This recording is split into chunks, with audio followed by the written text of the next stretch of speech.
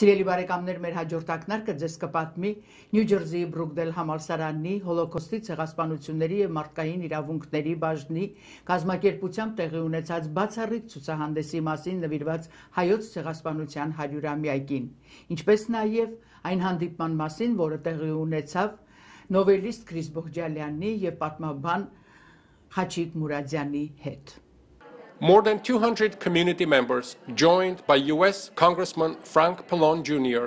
and Chris Smith, as well as genocide scholars and representatives from Armenian community, gathered at the Center for Holocaust, Human Rights, and Genocide Education, Change, at Brookdale Community College for the grand unveiling of the new exhibit, A Journey to Life, Armenia. The exhibit, created in recognition of the 100th anniversary of the Armenian Genocide, allowed visitors to experience the personal stories of local survivors and their families. The exhibit consisted of two sections. The first part depicted the life before the genocide and showcased jewelry, personal daily items, traditional clothing, and photographs of soon-to-be uprooted and destroyed Armenians. This section also showcased photographs and quotes of notable Armenians, as well as biographical facts and music of Komitas, made possible by tablet technology embedded into the exhibit. The second section, featured alongside, was a striking new artistic exhibit titled Illuminating Images, a series of three-dimensional Armenian cityscapes designed and created by hundreds of local middle school, high school, and college students. The two-part exhibit, along with Change's new book, 100-Year Legacy of Courage, celebrating the lives of Armenian genocide survivors in our community, which through historic documents and photographs told the personal stories of local survivors and their families, are part of comprehensive effort by the Center to honor those lost in genocide and ensure that their stories and the lesson they carry are not lost to the passage of time. This is a wonderful, wonderful thing, and I just can't believe that all the work that was put into it, and may God bless each and every person. And I had pictures of my mother and her sister, and I gave them to Adrienne McCumber, and she was kind enough. And I'm grateful to be here, and for my children and my grandchildren. Aside from its important historical and aesthetic value, the exhibition also produced a profound emotional effect on the viewer. The members of Armenian community present at the opening expressed deep words of thanks and appreciation towards the curators and organizers of the exhibit. We are here to tell the world what happened 100 years ago, and we are here to demand justice for 1.5 million Armenians who lost their lives for simply being Christians, for simply being intelligent, for simply being the one of the most important elements of the Ottoman Empire. And I believe that efforts like this will help convince the young Turkish generation to understand and to reevaluate their history, which has been distorted over so many years. This is a very important step for us on the 100th anniversary. What initiated both of you to put such a wonderful exhibition? The Center has always had a commitment to honoring the Armenian community, its survivors, and commemorating the genocide. We have done so since 1979 with our founders, Jack Needle and Cy Siegler. So this is in keeping with our commitment, our sister community, as we would say. We have decided that it's very important in this exhibit, which is specifically for the 100th anniversary, but this exhibit will become part of the foundation of a permanent exhibit that studies Holocaust and genocide in terms of these three communities, Armenia, Rwanda, and the Holocaust. We use our local survivors as the experts. Their voices, the family voices, the descendants, are all the ones who tell this very important story. Of course, one of the driving forces and the real engine, the impetus of the Armenian community is Adrienne McCumber. Without her insistence and without her constant perseverance, this would not have been possible. Let's hear from Adrienne now. The motivation, the force behind these programs that have been supported for over 35 years They have encouraged the Armenian community to put on these programs, and every year we've had an annual Armenian Genocide remembrance program. It's been very rewarding to be part of change, which has really changed a lot as far as bringing the Armenian Genocide out into the open and protecting against denial. We are very happy to have Congressman Frank Pallone, who has been a staunch supporter of the Armenian community in America, to join us at this 100th anniversary. We'd like to have his thoughts on the very auspicious occasion of the 100th anniversary. Congressman Pallone? Well, thank you, Tavid. First of all, let me thank the Center for Holocaust Studies and Genocide here at Brookdale Community College for putting together this really wonderful exhibit about the Armenian Genocide. We've been walking around and looking at it and talking to some of the people that contributed to it, and it's really an excellent exhibit for the 100th anniversary. And I know that the Center for Holocaust Studies and Genocide has been commemorating the Armenian Genocide for several years now, not just for the 100th anniversary. But we're going to have on August 22nd at the Capitol, the Armenian Caucus is going to have a commemoration for the 100th anniversary. So there's a lot going on.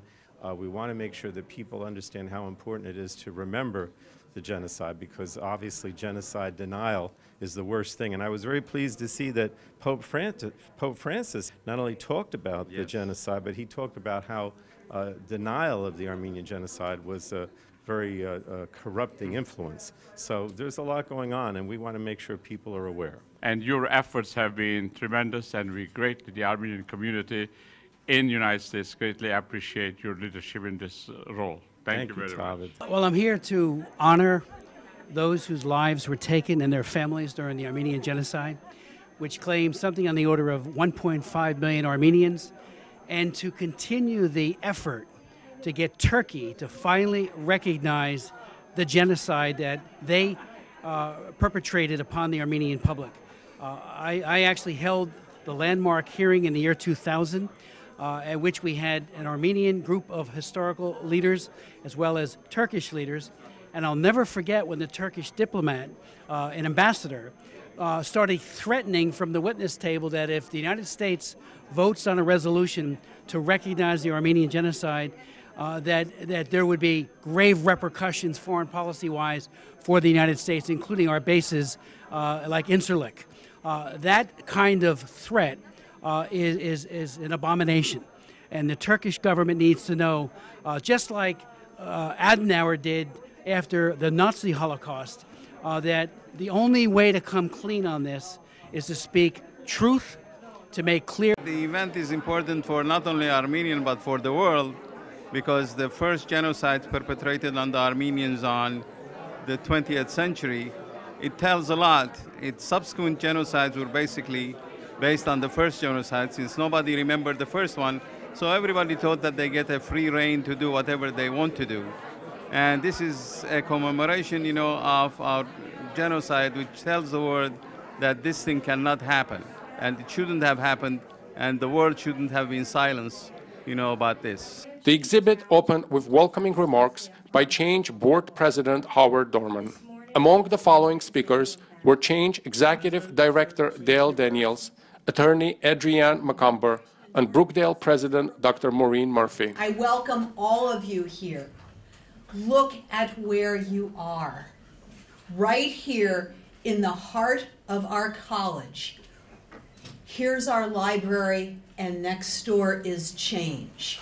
This is the environment in which our students get to learn, and learn deeply about very, very important things. This exhibit has been the work of so many people. I thank you all, and I want you to know what a great, great gift you are giving our students. Thank you. Armenian scholar Khachig Mouradian praised Change's new book, 100-Year Legacy of Courage, calling it a documentary masterpiece. In his remarks, Congressman Pallone noted that now is the time for United States government to do the moral thing and recognize these atrocities for what they are, genocide. The exhibit will remain open to public until October 15, 2015. A strange question came to my mind that I want to start our conversation with. Here we are in this beautiful community college. surrounded by beautiful young students around us. Why do you think it's important to show these children something that happened 100 years ago to a small little nation somewhere in Caucasus?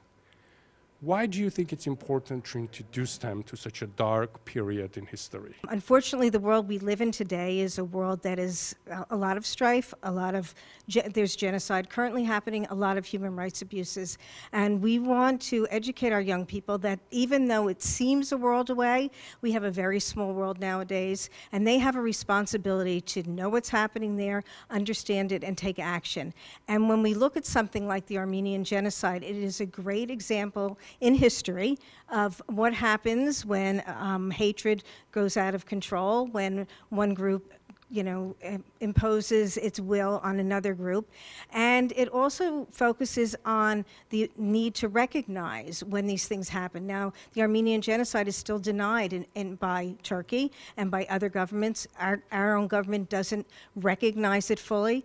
And it's really important that people understand that when these events happen, each individual has a responsibility to acknowledge it, and if possible, if it's in our current world, to take action on it. And the conventional wisdom is that the history repeats itself. Exactly. So if we don't emphasize the horrific errors that were made in the past, they shall happen again as they do today, as you mentioned. And if anyone that counts is the youth for our future generation. Absolutely. That's very true. And one of the things that we find as the students come in is that as they walk through the exhibit and they see things, it resonates. They'll think of something that's happening in our world today. They may refer to the Holocaust. They may refer to Rwanda or another genocide perhaps that they learned about. But all these things come together to help them recognize that these things are happening today and that they have to address them. It's an important part of their knowledge and their activities. My question to you is this. Why do you think it's important? We, in the middle of New Jersey, we have these beautiful American kids all around us that haven't seen really any violence, haven't seen any war, haven't seen any hardship, have beautiful futures, plans ahead of them. Why is it important to put in front of these children this dark history about this little nation from their perspective, somewhere in Caucasus? Why is this exhibition important for the students? Perhaps mine is the last generation that grew up in the presence of a survivor of the Armenian Genocide. My grandmother, my grandfather. The younger generation of Armenians, Armenian Americans, doesn't have that connection. So it is through scholarship, it is through exhibits just like this that this memory is passed on. But this is also important beyond the Armenian community. In the 21st century, children are exposed to a lot of violence.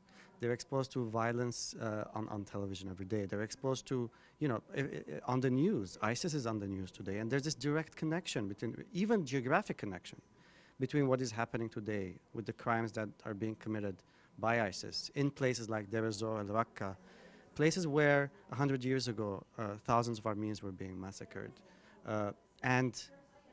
What's going on today. So this connection is important. So, this is an opportunity for students, the majority of whom are non-Armenian, to see this continuity, to see these connections, and to realize the importance of memory and remembering.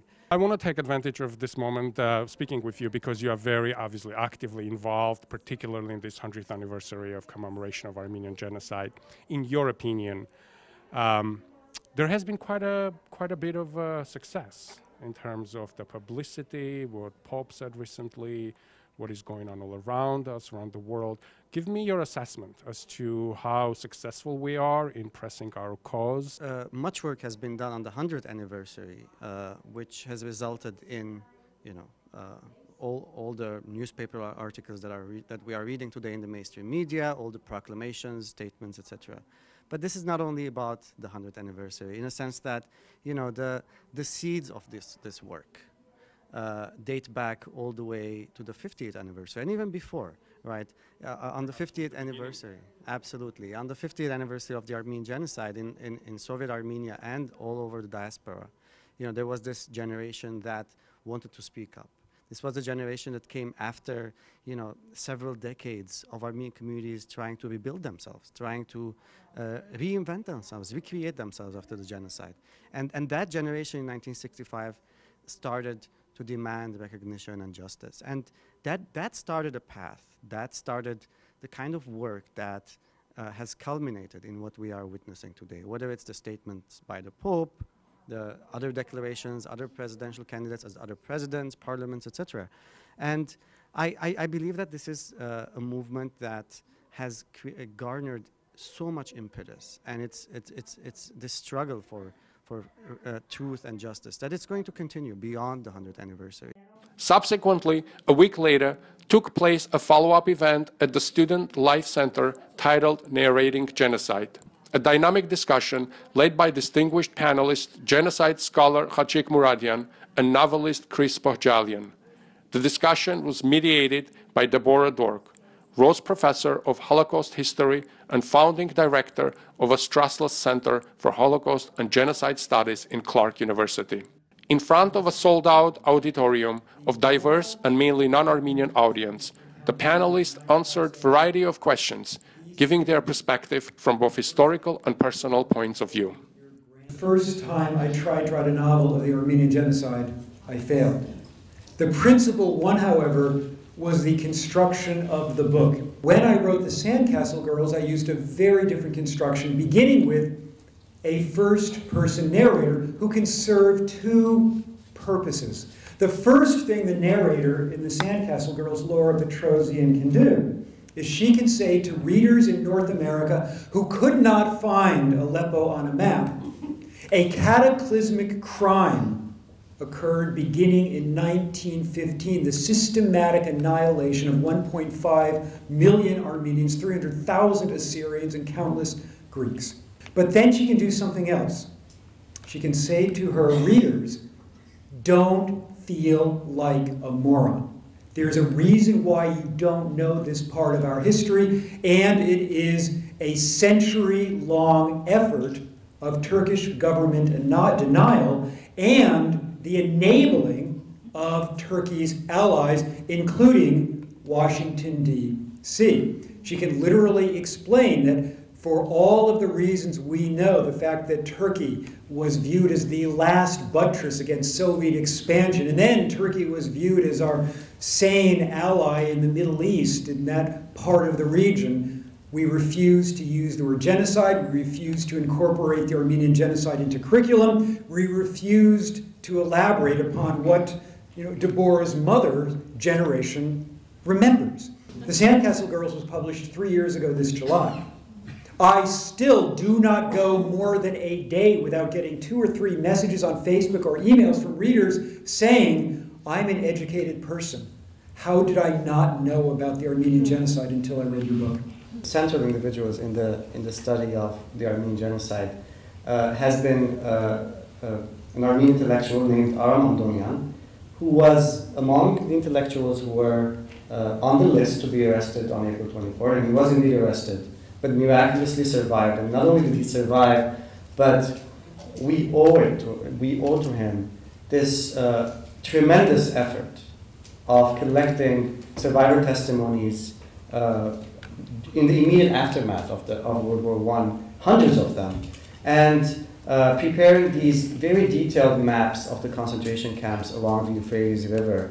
So he has been one of those central figures of the first individuals, scholars, I would say, would document the Armenian genocide.